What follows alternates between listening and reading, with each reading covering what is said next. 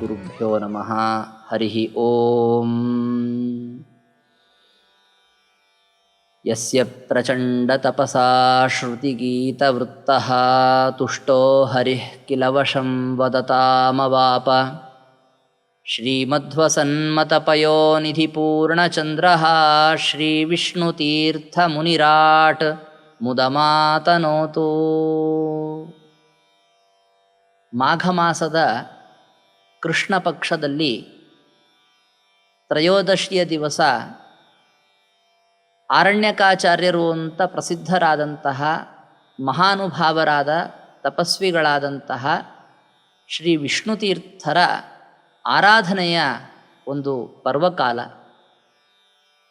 ಎಲ್ಲ ಕಡೆಗೂ ಕೂಡ ಪರಮಾತ್ಮನ ಬಿಂಬರೂಪದ ಉಪಾಸನೆಯನ್ನು ಮಾಡಬೇಕು ಅಂತನ್ನುವುದರ ಮಹತ್ವವನ್ನು ಪ್ರಚಾರ ಮಾಡಿದಂತಹ ಮಹಾನುಭಾವರು ಅಂದರೆ ಇತಿಹಾಸದಲ್ಲಿ ವಿಷ್ಣುತೀರ್ಥರು.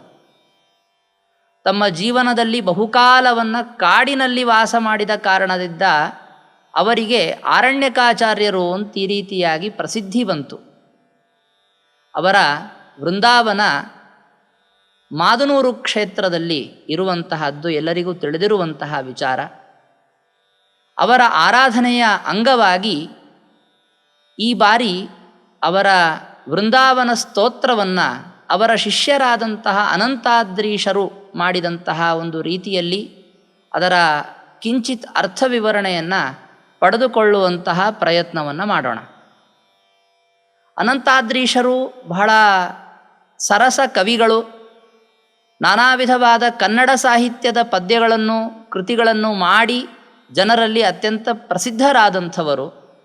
ಬರೀ ಕನ್ನಡ ಸಾಹಿತ್ಯದಲ್ಲಿ ಅಷ್ಟೇ ಅಲ್ಲದೆ ಅವರು ಸಂಸ್ಕೃತ ಸಾಹಿತ್ಯದಲ್ಲಿಯೂ ಕೂಡ ಬಹಳ ಉತ್ತಮ ವಿದ್ವಾಂಸರಾಗಿದ್ದರು ಅಂತನ್ನುವಂಥದ್ದು ಅವರು ಮಾಡಿದಂಥ ಅನೇಕ ಗ್ರಂಥಗಳಿಂದ ಅನೇಕ ಸ್ತೋತ್ರಗಳಿಂದ ಗೊತ್ತಾಗತ್ತೆ. ಇವತ್ತು ನಾವು ಅದರಲ್ಲಿ ಸ್ವೀಕಾರ ಮಾಡ್ತಾ ಇರುವಂಥದ್ದು ನಿರೂಪಣೆ ಮಾಡೋದಕ್ಕೆ ಅಂತ ವಿಷ್ಣುತೀರ್ಥರ ವೃಂದಾವನದ ಸ್ತೋತ್ರವನ್ನು ಮಾಡುವಂತಹ ಅದನ್ನು ವಿವರಿಸುವಂತಹ ಪ್ರಯತ್ನವನ್ನು ಮಾಡ್ತಾ ಇದ್ದೇವೆ. 5 ಶ್ಲೋಕಗಳಿಂದ ಕೂಡಿದಂತಹ ಸ್ತೋತ್ರ ಇದು. ಅದರಲ್ಲಿ ಒಂದೊಂದಾಗಿ ಶ್ಲೋಕಗಳನ್ನು ಹೇಳಿ ಅದರ ಅರ್ಥವನ್ನು ಅನುಸಂಧಾನಕ್ಕೆ ಉಪಯುಕ್ತವಾಗುವಂತೆ ವಿವರಣೆ ಮಾಡ್ತೇವೆ. ಮಂದಾಮೋದ ಪುರಿ ಯದಾಶ್ರಯ ಬಲಾತ್ ವೃಂದಾರಕಾಣಾಂ ಪುರಿ ಮಂದಾರಾದಿಯುತಾ ಸ್ವಸೌಖ್ಯ ವಿಷಯೇ ಸಂದೇಹಹೀನಾ ಬಭೌ ಇಂದ್ರಾದ್ಯಾಶ್ಚ ವಸಂತಿ ಯಸ್ಯ ಪುರತಃ ಸಾಂದ್ರಂ ಸುಗುಪ್ತಾಃ ಕ್ಷಿತೌ ವಂದೇ ತಂ ವರ ವಿಷ್ಣುತೀರ್ಥ ಸುಗುರೋಃ ವೃಂದಾವನಂ ಸ್ವರ್ದ್ರುಮಂ. ವಿಷ್ಣುತೀರ್ಥರ ವೃಂದಾವನವನ್ನು ಅನಂತಾದ್ರೀಶರು ದೇವಲೋಕದ ವೃಕ್ಷ ಕಲ್ಪವೃಕ್ಷ ಅಂತೇನು ಪ್ರಸಿದ್ಧವಾಗಿದೆ ಅದಕ್ಕೆ ಹೋಲಿಸ್ತಾರೆ. ಯಾರು ಕಲ್ಪವೃಕ್ಷದ ಸಮೀಪದಲ್ಲಿ ಹೋಗ್ತಾರೆ, ಅದರ ಛಾಯೆಯಲ್ಲಿ ಕೂತ್ಕೊಳ್ತಾರೆ, ಅದರ ಸುತ್ತಮುತ್ತ ಓಡಾಡ್ತಾರೆ, ಅವರು ಅಂದುಕೊಂಡಂತಹ ಎಲ್ಲ ವಿಧವಾದ ಅಭೀಷ್ಟಗಳು ಅವರಿಗೆ ಲಬ್ಧವಾಗತ್ತೆ ಅಂತನ್ನುವಂಥದ್ದು ಪ್ರಸಿದ್ಧ. ಆದರೆ ಭೂಲೋಕದಲ್ಲಿದ್ದಂತಹ ಜನರಿಗೆ ಈ ಸ್ವರ್ಗಲೋಕದ ವೃಕ್ಷ ಸಿಗುವುದು ಅಂತನ್ನೋದು ಸಾಧ್ಯ ಇಲ್ಲ. ಆದರೆ ಭೂಮಿಯಲ್ಲೂ ಸ್ವರ್ಗಲೋಕದ ವೃಕ್ಷ ಸಿಗಬೇಕು ಅಂತಂದರೆ ನಮ್ಮ ಗುರುಗಳಾದಂತಹ ವಿಷ್ಣುತೀರ್ಥರ ವೃಂದಾವನಕ್ಕೆ ಬರಬೇಕು, ಅಲ್ಲಿ ನಮಸ್ಕಾರಾದಿಗಳನ್ನು ಮಾಡಬೇಕು, ಸೇವೆ ಮಾಡಬೇಕು ಅಂತನ್ನುವ ಈ ಒಂದು ರೀತಿಯ ವರ್ಣನೆಯನ್ನು ನಾವು ಮೊದಲನೆಯ ಶ್ಲೋಕದಲ್ಲಿ ಕಾಣಬಹುದು. ಹೇಗಿರುತ್ತೆ ಆ ಒಂದು ದೇವಲೋಕದ ವೃಕ್ಷ ಅಂತ ನೋಡೋದಕ್ಕೆ ಹೋದಾಗ, ದೇವಲೋಕದ ವೃಕ್ಷ ಎಲ್ಲಿ ಇರುತ್ತೋ ಅದನ್ನು ಸ್ವರ್ಗ ಅಂತ ಈ ರೀತಿಯಾಗಿ ಜನ ಪರಿಗಣಿಸಿ ಬಿಡ್ತಾರೆ.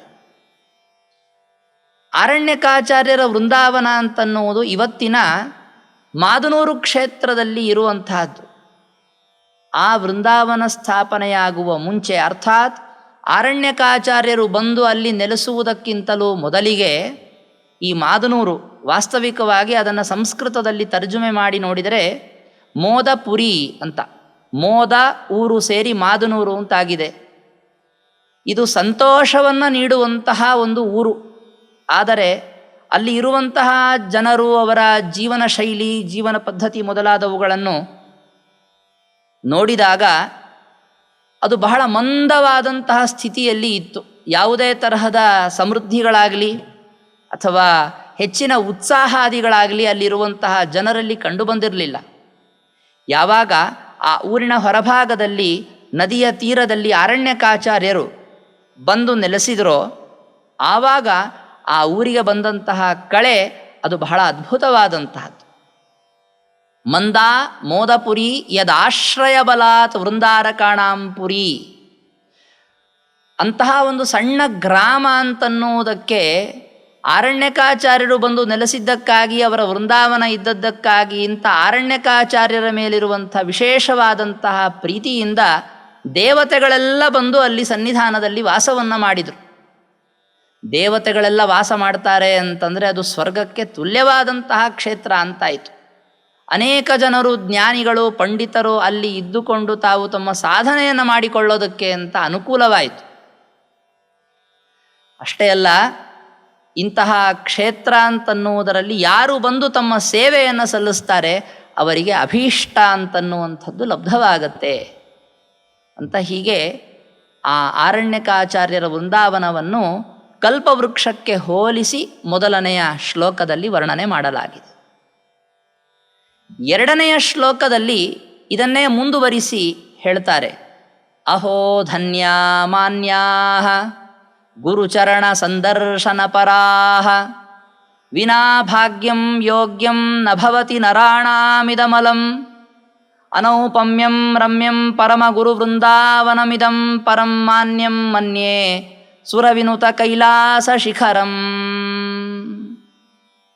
ನಮ್ಮ ಗುರುಗಳ ವೃಂದಾವನವನ್ನು ನಾನು ಕೈಲಾಸ ಶಿಖರಕ್ಕೆ ಹೋಲಿಸ್ತೇನೆ ಅಂತ ಹೇಳ್ತಾರೆ.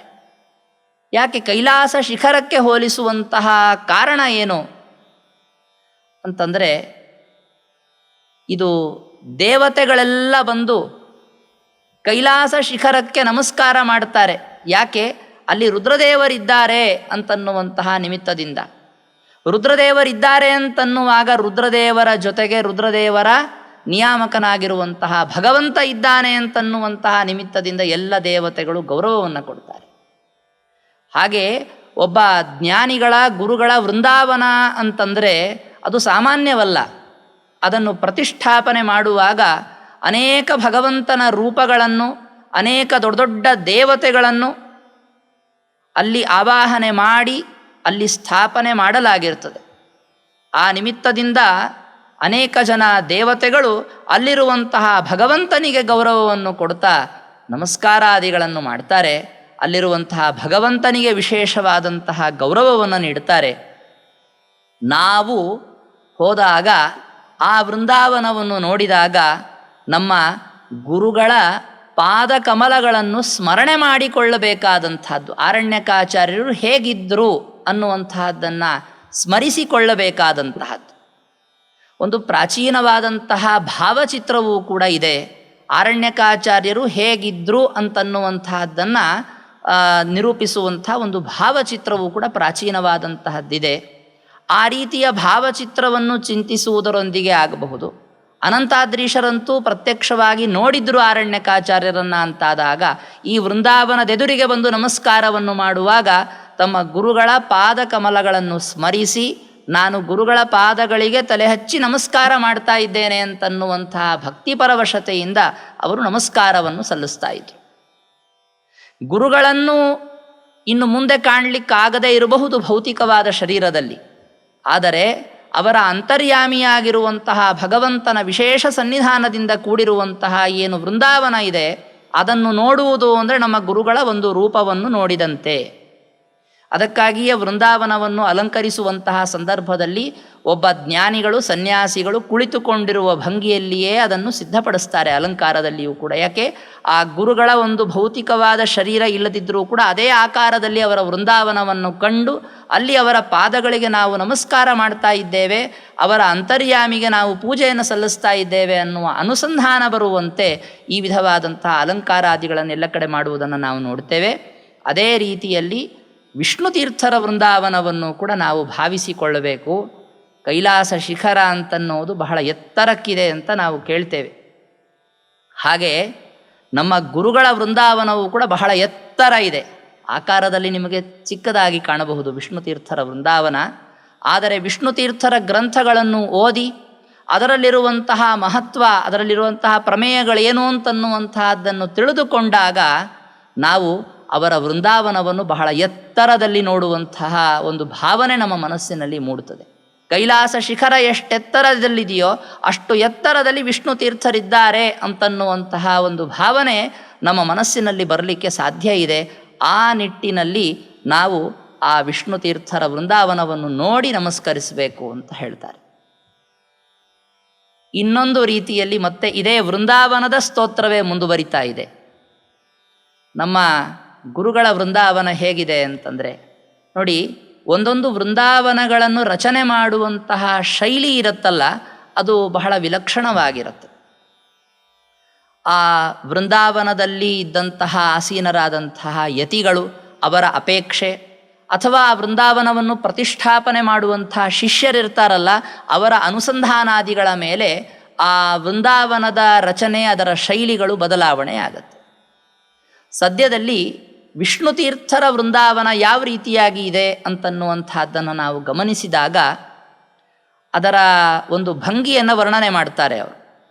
ಸಂಸಾಧಿತಂ ಸರ್ಪವರೇಣ ವೇಷ್ಟಿತಂ ಕಂಸಾರಿಯುಕ್ತಂ ಕಮಠಾಸನೆ ಸ್ಥಿತಂ ಸಂಸೇವಕಾನಾಂ ಅಮೃತಪ್ರದಂ ಗುರೋಃ ವೃಂದಾವನಂ ಭಾತಿ ಯಥೈವ ಮಂದರಃ. ವೃಂದಾವನಂ ಭಾತಿ ಯಥೈವ ಮಂದರಃ. ನಮ್ಮ ಗುರುಗಳ ವೃಂದಾವನ ಅಂತನ್ನುವುದು ಮಂದರ ಪರ್ವತದಂತೆ ಶೋಭಿಸ್ತಾ ಇದೆ ಅಂತ ವರ್ಣನೆ ಮಾಡ್ತಾರೆ. ಮಂದರ ಪರ್ವತದ ಥರ ಏನು ಶೋಭಿಸುತ್ತೆ ನೋಡಿ, ಮಂದರ ಪರ್ವತದ ಸಾದೃಶ್ಯವನ್ನು, ಹೋಲಿಕೆಯನ್ನು ಕೊಡ್ತಾರೆ. ಮಂದರ ಪರ್ವತ ತಾನೆಲ್ಲಿದೆಯೋ ಅಲ್ಲಿದ್ದದನ್ನು ಚಿಂತನೆ ಮಾಡಬೇಡಿ ನೀವು. ಮಂದರ ಪರ್ವತವನ್ನು ಅದು ಎಲ್ಲಿಂದೋ ಇದ್ದದ್ದನ್ನು ಭಗವಂತ ಗರುಡನ ಮೇಲೆ ಇಟ್ಕೊಂಡು ತಂದು ಕ್ಷೀರ ಸಮುದ್ರದಲ್ಲಿ ಹಾಕಿದ. ಯಾವಾಗ? ಕ್ಷೀರ ಸಮುದ್ರ ಮಂಥನ ಮಾಡುವಾಗ. ಹಾಕಿದ ಕೂಡಲೇ ಏನಾಯ್ತದು? ಕ್ಷೀರ ಸಮುದ್ರದಲ್ಲಿ ಮುಳುಗಿ ಹೋಯ್ತದು. ಆಗ ಕೆಳಗೆ ಆಧಾರ ಕೊಟ್ಟಿದ್ಯಾರು? ಕೂರ್ಮದ ಮೇಲೆ ನಿಂತ್ಕೊಳ್ತು. ಇಲ್ಲಿಯೂ ಕೂರ್ಮದ ಮೇಲೆ ವೃಂದಾವನ ನಿಂತಿದೆ, ಅಲ್ಲಿಯೂ ಕೂರ್ಮದ ಮೇಲೆ ಮಂದರ ಪರ್ವತ ನಿಂತ್ಕೊಳ್ತು ಅನ್ನುವ ಒಂದು ಹೋಲಿಕೆ. ಕಲ್ಲನ್ನು ಕೂಡ ಬೇರೆ ಕಡೆಯಿಂದಲೇ ತಂದಿರ್ತಾರೆ, ತಂದು ಇಲ್ಲಿ ಅದನ್ನು ಕೂರ್ಮ ಪೀಠದ ಮೇಲೆ ವೃಂದಾವನವನ್ನು ಕೂಡಿಸಿದ್ದಾರೆ. ಅದಕ್ಕೆ ನೋಡಿ, ಸಂಸಾಧಿತಂ, ಸರಿಯಾಗಿ ಇದನ್ನು ಕೆತ್ತಲಾಗಿದೆ ವೃಂದಾವನವನ್ನು. ಮತ್ತು ಸರ್ಪವರೇಣ ವೇಷ್ಟಿತಂ, ಮಂದರ ಪರ್ವತ ಅಂತನ್ನುವುದನ್ನು ನೋಡಿ, ಕ್ಷೀರ ಸಮುದ್ರದಲ್ಲಿ ಮಂಥನ ಮಾಡುವ ಸಂದರ್ಭದಲ್ಲಿ ಅದಕ್ಕೆ ಹಾವಿನಿಂದ ಸುತ್ತಲಾಗಿತ್ತು. ಯಾಕೆ? ವಾಸುಕಿಯನ್ನು ಹೇಳಿ ಕರೆದುಕೊಂಡು ಬಂದಿದ್ದರು ನೋಡ್ರಿ. ಆ ನಾಗರಾಜನನ್ನು ಸುತ್ತಿ ಅವನನ್ನೇ ಹಿಡಿದು ಜಗ್ಗಾಡಿದರು ದೇವತೆಗಳು ಮತ್ತು ದೈತ್ಯರು. ಅಂತೂ ಮಂದರ ಪರ್ವತಕ್ಕೆ ಹಾವು ಸುತ್ತಿದೆ. ಇಲ್ಲೂ ನಮ್ಮ ಗುರುಗಳ ವೃಂದಾವನಕ್ಕೆ ಸರ್ಪವೇಷ್ಟನವಿದೆ. ಅರಣ್ಯಕಾಚಾರ್ಯರ ವೃಂದಾವನದಲ್ಲಿ ಸರ್ಪವೇಷ್ಟನವನ್ನು ನೋಡಬಹುದು. ಒಂದು ಹಾವು ಸುತ್ತಿದಂತಹದ್ದರ ಒಂದು ಚಿತ್ರ ಇದೆ. ಟೀಕಾಕೃತ್ಪಾದರು ಅವರಿಗೆ ಸಾಕಷ್ಟು ಬಾರಿ ಈ ತರಹದ ಸರ್ಪದ ರೂಪದಲ್ಲಿ ಅಡ್ಡ ಬಂದು ಬದರಿಕಾಶ್ರಮಕ್ಕೆ ಹೋಗುವುದನ್ನು ನಿಲ್ಲಿಸಿ, ನೀವಿಲ್ಲೇ ಇದ್ದು ಸಾಧನೆ ಮಾಡಬೇಕು, ನೀವಿದ್ದಲ್ಲೇ ಎಲ್ಲ ತೀರ್ಥಕ್ಷೇತ್ರಗಳ ಸನ್ನಿಧಾನವಿದೆ ಅಂತ ಹೇಳಿ ಅವರ ಕಡೆಯಿಂದ ವಿಶೇಷವಾದ ಸಾಧನೆಯನ್ನು ಮಾಡಿಸಿದರು ಅಂತನ್ನುವ ಕಾರಣಕ್ಕಾಗಿ ಆ ಒಂದು ವಿಶೇಷವಾದಂತಹ ಟೀಕಾಕೃತ್ಪಾದರ ಅನುಗ್ರಹದ ಸೂಚನೆ ಅಂತನ್ನುವಂತೆ ಅವರ ವೃಂದಾವನದಲ್ಲಿ ಸರ್ಪವೇಷ್ಟನ ಅಂತನ್ನುವಂಥದ್ದನ್ನು ಕೆತ್ತಲಾಗಿದೆ. ಸಂಸಾಧಿತಂ ಸರ್ಪವರೇಣ ವೇಷ್ಟಿತಂ. ಜೊತೆಗೇನು ಅಂತಂದರೆ, ಮಂದರ ಪರ್ವತದ ಇನ್ನೊಂದು ಹೋಲಿಕೆ ಏನು ಅಂದರೆ, ಭಗವಂತ ಆ ಮಂದರ ಪರ್ವತವನ್ನು ಎಲ್ಲಿಂದ ತಂದ ಮೇಲೂ ಕೂಡ ಕೆಳಗೆ ಕೂರ್ಮ ರೂಪದಿಂದ ಆಧಾರ ಕೊಟ್ಟಿದ್ದಲ್ಲದೆ ಅದು ಮತ್ತೆ ಮೇಲೆ ಪುಟಿಬಾರದು ಅಂತನ್ನುವ ಕಾರಣಕ್ಕೆ ಮೇಲಿಂದ ಒಂದು ರೂಪದಿಂದ ಅದನ್ನು ಒತ್ತಿ ಹಿಡ್ದ. ಬರೀ ಅಷ್ಟೇ ಅಲ್ಲ, ಅದನ್ನು ಜಗ್ಗಾಡಿದಾಗ ದೇವಾಸುರರ ಬಲಕ್ಕದು ಸ್ಫೋಟಗೊಳ್ಳಬಾರದು ಅಥವಾ ಪುಡಿಯಾಗಬಾರದು ಅಂತನ್ನುವ ಕಾರಣಕ್ಕಾಗಿ ಒಳಗೆ ಆ ಪರ್ವತದಲ್ಲಿ ತಾನು ಸನ್ನಿಹಿತನಾದ. ಆ ರೀತಿಯಲ್ಲಿ ಪರ್ವತದಲ್ಲಿ ಸನ್ನಿಹಿತನಾದದ್ದರಿಂದಲೇ, ಆ ಭಗವಂತನ ಮಹಿಮೆಯಿಂದಲೇ ಆ ಮಂದರ ಪರ್ವತದ ಮಂಥನ ಇದೆಯಲ್ಲ, ಅದು ಮುಂದೇನಾಯಿತು? ಅಮೃತವನ್ನು ಹುಟ್ಟಿಸುವುದರಲ್ಲಿ ಸಮರ್ಥವಾಯಿತು. ಹಾಗೆ ನಮ್ಮ ಗುರುಗಳ ವೃಂದಾವನ ಏನಿದೆ, ಇದೂ ಕೂಡ ಕಂಸಾರಿ ಯುಕ್ತಂ. ಇದರೊಳಗೆ ಕಂಸಾರಿ ಅಂದರೆ ಕೃಷ್ಣ, ಕೃಷ್ಣ ಇದರೊಳಗೆ ವಿಶೇಷವಾಗಿ ಸನ್ನಿಹಿತನಾಗಿದ್ದಾನೆ. ಮತ್ತು ಕಮಠಾಸನೆ ಸ್ಥಿತಂ, ಆಗಲೇ ಹೇಳಿದ್ದೇನೆ, ಅಲ್ಲೂ ಕೂರ್ಮ, ಕಮಠ ಅಂದರೆ ಕೂರ್ಮ, ಕೂರ್ಮದ ಆಧಾರದಲ್ಲಿ ಅದು ನಿಂತಿದೆ ಮಂದರ ಪರ್ವತ. ನಮ್ಮ ಗುರುಗಳ ವೃಂದಾವನವು ಕೂರ್ಮಪೀಠದ ಮೇಲೆ ವಿರಾಜಮಾನವಾಗಿರುವಂಥದ್ದು. ಮಂದರ ಪರ್ವತವನ್ನು ಯಾರು ಸೇವಿಸಿದರು? ದೇವತೆಗಳು ಸರಿಯಾಗಿ ಸೇವಿಸಿದರು. ಅವರಿಗೇನಾಯಿತು? ಅಮೃತ ಸಿಕ್ತು. ಹಾಗೆ ನಮ್ಮ ಗುರುಗಳ ವೃಂದಾವನವನ್ನು ಯಾರು ಒಳ್ಳೆ ಮನಸ್ಸಿನಿಂದ ಬಂದು ಸೇವಿಸ್ತಾರೆ ಅಂಥವರಿಗೆ ಈ ವೃಂದಾವನವು ಕೂಡ ಅಮೃತವನ್ನು ಕೊಡುತ್ತೆ. ಅಮೃತ ಅಂದರೆ ಯಾವುದು? ವಿಶೇಷವಾಗಿ ಜ್ಞಾನವೆಂಬ ಅಮೃತ. ಅದರಿಂದ ಫಲಿತಾಂಶವನ್ನಾಗಿ ನೋಡೋದಕ್ಕೆ ಹೋದರೆ ಮೋಕ್ಷರೂಪವಾದಂತಹ ಈ ಅಮೃತವನ್ನು ಕೊಡುತ್ತೆ. ಸಂಸೇವಕಾನಾಂ ಅಮೃತಪ್ರದಂ ಗುರೋಹ ವೃಂದಾವನಂ ಭಾತಿ ಯಥೈವ ಮಂದರಃ. ಹೀಗೆ ನಮ್ಮ ಗುರುಗಳ ವೃಂದಾವನ ಅಂತನ್ನುವುದು ಮೊದಲನೇದ್ದಾಗಿ ಕಲ್ಪವೃಕ್ಷದಂತೆ, ಎರಡನೇದ್ದಾಗಿ ಕೈಲಾಸ ಶಿಖರ ಇದ್ದಂತೆ, ಮೂರನೇದ್ದಾಗಿ ಮಂದರ ಪರ್ವತ ಇದ್ದಂತೆ ಅಂತ ವರ್ಣನೆ ಮಾಡಿದ ಆರಣ್ಯಕಾಚಾರ್ಯರ ಈ ವೃಂದಾವನದ ವಿಶೇಷವನ್ನು ತೋರಿಸಿದ ಅನಂತಾದ್ರೀಶರು ಮತ್ತೊಂದು ರೀತಿಯಾಗಿ ಹೇಳ್ತಾರೆ. ಈ ಮೋದಪುರಿ ಏನಿದೆಯಲ್ಲ, ಮಾದನೂರು, ಈ ಊರಿನ ಒಂದು ವರ್ಣನೆಯನ್ನು ಮಾಡ್ತಾ ಅದರೊಳಗಿರುವ ವೃಂದಾವನದ ವೈಶಿಷ್ಟ್ಯವನ್ನು ಹೇಳ್ತಾರೆ. ಏನು, ಈ ಊರಿಗೆ ಒಂದು ಹೋಲಿಕೆ ಕೊಡೋಣ. ಕಾಶಿ ಕ್ಷೇತ್ರದ ಹೋಲಿಕೆ ಏನು? ಕಾಶಿ ಕ್ಷೇತ್ರದ ಹೋಲಿಕೆ ಏನು? ಆನಂದಕಾನನ ಸಮಾಖ್ಯಮಿದಂ ಸ್ಥಳಂ ವೈ ಗಂಗಾ ನದೀವದವ ಭಾತಿ ನದೀತ್ವಿಯಮ್ಮೆ ವಿಶ್ವೇಶ್ವರಾಕೃತಿರಿವಾತ್ರ ಪರಂ ಗುರುಣಾಂ ವೃಂದಾವನಂ ಭುವನ ಪಾವನ ಪಾವನಾನಾಂ. ಕಾಶಿ ಕ್ಷೇತ್ರಕ್ಕೆ ಇರುವ ಇನ್ನೊಂದು ಹೆಸರೇನು ಗೊತ್ತಾ? ಆನಂದವನ ಅಂತ. ನೀವು ಕಾಶಿಯಲ್ಲಿ ಮಾಡುವಂತಹ ಸಂಕಲ್ಪದಲ್ಲಿ ನೋಡಬಹುದು. ಬೇಕಾದರೆ ಆನಂದವನೆ, ಮಹಾಶ್ಮಶಾನೆ ಅಂತ ಕಾಶಿಯ ಸಂಕಲ್ಪದಲ್ಲಿ ಹೇಳಲಾಗ್ತದೆ. ಇಂತಹ ಆನಂದವನ ಅಂತ ಕಾಶಿಗೆ ಹೆಸರಿದ್ದರೆ ಇಲ್ಲಿಯೂ ಕೂಡ ಹೆಸರೇನು ಅಂತಂದರೆ ವಿಷ್ಣು ತೀರ್ಥರ ವಾಸಸ್ಥಾನವಾದಂತಹ ಮಾದನೂರು ಕ್ಷೇತ್ರದ ಹೆಸರು ಕೂಡ ನೋಡಿ, ಮೋದಪುರ. ಅದು ಊರೊಳಗಿಲ್ಲ, ಊರು ಹೊರಗಿರುವ ಕಾರಣದಿಂದ ಮೋದ ಕಾನನದಲ್ಲಿ ವೃಂದಾವನ ಇದೆ. ಅಂದರೆ ಆನಂದ ಕಾನನ ಅನ್ನುವ ಹೆಸರು ಆರಣ್ಯಕಾಚಾರ್ಯರ ವೃಂದಾವನವಿರುವ ಜಾಗ ಮತ್ತು ಕಾಶಿ ಎರಡಕ್ಕೂ ಸಮಾನವಾಯಿತು. ಮತ್ತೆ ಅಲ್ಲಿ ಕಾಶಿಯಲ್ಲೇನಾಯಿತು? ಹರಿಯುವಂತಹ ನದಿ ಗಂಗೆ ಅಂತಾದರೆ ಗಂಗೆಯಂತೆ ಇರುವಂತಹದ್ದು ಇಲ್ಲಿಯೂ ಕೂಡ ಒಂದು ನದಿ ಇದೆ. ವೃಂದಾವನದ ಪಕ್ಕದಲ್ಲಿಯೇ ಹತ್ತಿರದಲ್ಲಿಯೇ ಹರಿಯುವಂತಹ ನದಿ ಕುಶಾವತಿ ಅಂತ ಪ್ರಸಿದ್ಧವಾದಂತಹ ನದಿ. ಹಿಂದೆ ಅನೇಕ ವರ್ಷಗಳ ಮುಂಚೆ ಬಹಳ ಚೆನ್ನಾಗಿಯೇ ಹರಿತಾ ಇದ್ದಂತಹ ನದಿ ಅದು. ಅದರ ಮಹಿಮೆಯನ್ನು ಹೇಳ್ತಾ ಇದ್ದರು ಅಲ್ಲಿಯ ಜನ ಮತ್ತು ಅನುಭವಿಸಿದಂಥವರು. ಆ ನೀರನ್ನು ಕುಡಿದರೆ ಕ್ಷಯರೋಗದ ಪರಿಹಾರವಾಗತ್ತೆ ಅಂತನ್ನುವಂಥ ಇಷ್ಟು ಔಷಧ ಗುಣಮಟ್ಟದಿಂದ ಕೂಡಿದಂತಹ ನದಿಯಾಗಿತ್ತು. ಅರಣ್ಯಕಾಚಾರ್ಯರಂತಹ ಮಹಾನುಭಾವರು, ಜ್ಞಾನಿಗಳು ವಾಸ ಮಾಡ್ತಾರೆ ಅಂತಂದರೆ ಸ್ನಾನ ಮಾಡುವಂತಹ ನದಿಯಲ್ಲಿ ಅವರ ಪ್ರಾರ್ಥನೆಯಂತೆ ಗಂಗಾದಿ ಸಕಲ ತೀರ್ಥಗಳ ಸನ್ನಿಧಾನ ಬರುವುದರಲ್ಲಿ ಸಂದೇಹವಿಲ್ಲ. ಆದ್ದರಿಂದ ಗಂಗೆಯಂತೆ ಇಲ್ಲಿ ಕುಶಾವತಿ ಇದ್ದಾಳೆ. ಇನ್ನು ಕಾಶಿಯಲ್ಲಿ ಸಿಗುವಂಥದ್ದು ಯಾವುದು ನಿಮಗೆ? ಊರಿನ ಹೆಸರಾಯಿತು, ಅಲ್ಲಿ ಹರಿಯುವ ಗಂಗೆ ಆಯಿತು. ಮುಖ್ಯ ಇನ್ನು ಕೇಂದ್ರ ಬಿಂದು ಅಂದರೆ ವಿಶ್ವೇಶ್ವರ ಲಿಂಗ. ಅಲ್ಲಿ ವಿಶ್ವೇಶ್ವರ ಲಿಂಗ ಇದ್ದರೆ ನಿಮಗೆ ಇಲ್ಲಿ ಆ ಥರದ್ದೇನಾದರೂ ಬೇಕಾ? ಬೇರೆ ಏನೋ ಹುಡ್ಕೊಂಡು ಹೋಗಬೇಡಿ. ವಿಶ್ವೇಶ್ವರಾಕೃತಿರಿವಾತ್ರ ಪರಂ ಗುರುಣಾಂ ವೃಂದಾವನಂ ಭುವನ ಪಾವನ ಪಾವನಾನಾಂ. ನಮ್ಮ ಗುರುಗಳ ವೃಂದಾವನವೇ ಇದೆಯಲ್ಲ, ನಮಗೆ ಇಲ್ಲಿ ಬಂದು ನೋಡಿದರೆ ಕಾಶಿ ವಿಶ್ವೇಶ್ವರನ ಲಿಂಗವನ್ನು ನೋಡಿದಾಗತ್ತೆ. ಯಾಕೆ? ರುದ್ರದೇವರೂ ಕೂಡ ಈ ಲೋಕವನ್ನು ಪಾವನಗೊಳಿಸುವಂತಹ ಮಹಾ ಸಾಮರ್ಥ್ಯವುಳ್ಳಂತಹ ಜ್ಞಾನಿಗಳು, ದೇವತೋತ್ತಮರು. ಹಾಗೆ ನಮ್ಮ ಗುರುಗಳೂ ಕೂಡ ಏನು ಅಂತಂದರೆ ತಮ್ಮ ಸಂಚಾರದಿಂದ ಭೂಮಿಯನ್ನು ಪವಿತ್ರಗೊಳಿಸಿ ತಮ್ಮ ಗ್ರಂಥಗಳಿಂದ ಭಕ್ತರಿಗೆ ಜ್ಞಾನವನ್ನು ಪ್ರಸಾರ ಮಾಡಿದಂತಹ ಸಾಧಕೋತ್ತಮರು. ಅವರ ವೃಂದಾವನವನ್ನು ನೋಡಿದರೆ ನನಗೆ ಕಾಶಿ ವಿಶ್ವೇಶ್ವರನನ್ನು ನೋಡಿದಾಗತ್ತೆ ಅಂತ ಹೇಳ್ತಾರೆ. ಅದು ಹೇಗೆ ಅಂದರೆ ಶಿವನ ಸ್ಮರಣೆ ಅಷ್ಟು ಯಾಕೆ ಬರ್ತಾ ಇದೆ ಅವರಿಗೆ ಅಂತ ಕೇಳಿದರೆ, ಆರಣ್ಯಕಾಚಾರ್ಯರ ಆರಾಧನೆ ಹಾಗೂ ಶಿವರಾತ್ರಿ ತುಂಬ ಹತ್ತಿರದಲ್ಲಿ ಬರುವಂಥದ್ದು. ಶಿವರಾತ್ರಿ ಅಂತಂದರೆ ಆರಣ್ಯಕಾಚಾರ್ಯರ ಆರಾಧನೆ ಅಂದರೆ ಉತ್ತರಾರಾಧನೆಯ ದಿನ ಅಂತ ನಾವು ಭಾವಿಸ್ಕೊಳ್ಬಹುದು. ಹೀಗಾಗಿ ನಾವು ಶಿವರಾತ್ರಿಯ ದಿವಸ ವಿಶ್ವೇಶ್ವರ ಲಿಂಗದ ಹತ್ರ ಹೋಗಿಲ್ವಲ್ಲ ಅಂತ ಅಂದ್ಕೊಳ್ಳೋ ಕಾರಣ ಇಲ್ಲ. ವೃಂದಾವನದ ಮುಂದಿದ್ದರೆ ನಾವು ಕಾಶಿ ವಿಶ್ವೇಶ್ವರನನ್ನು ನೋಡಿದಂತಹ ಭಾವನೆ ಅಂತನ್ನೋದು ನಮಗೆ ಬರಲಿಕ್ಕೆ ಸಾಧ್ಯ ಇದೆ. ಇನ್ನೊಂದು ಶ್ಲೋಕ ಏನದು?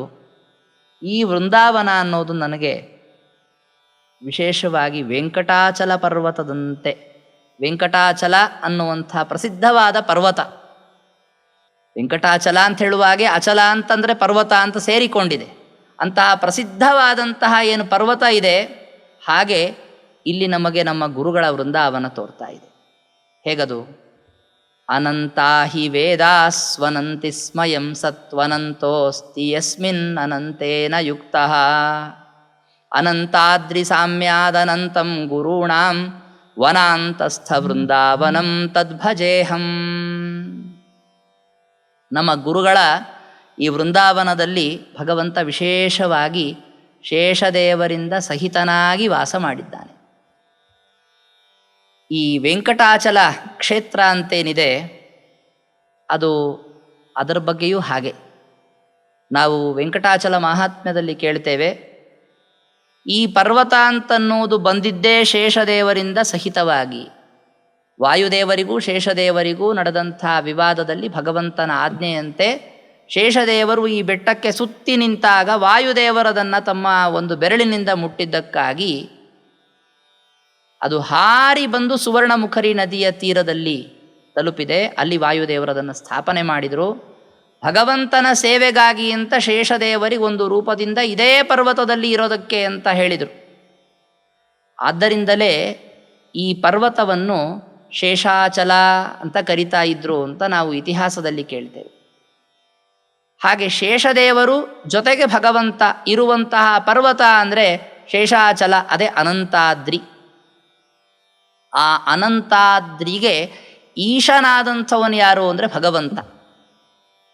ಎಲ್ಲರೂ ವೆಂಕಟಾಚಲ ಕ್ಷೇತ್ರಕ್ಕೆ ಹೋಗ್ತಾರೆ, ಅಲ್ಲಿ ಭಗವಂತನನ್ನು ಕಾಣ್ತಾರೆ, ಅವನಿಂದ ಅನುಗ್ರಹವನ್ನು ಪಡೆದು ಬರ್ತಾರೆ. ಇಲ್ಲಿಯೂ ಕೂಡ ಏನು ಅಂದರೆ ನಮ್ಮ ಗುರುಗಳ ವೃಂದಾವನ ಅಂತನ್ನೋದರ ಸಮೀಪದಲ್ಲಿ ಬಂದರೆ ಒಂಥರ ವೆಂಕಟಾಚಲ ನೋಡಿದ ಹಾಗೆ.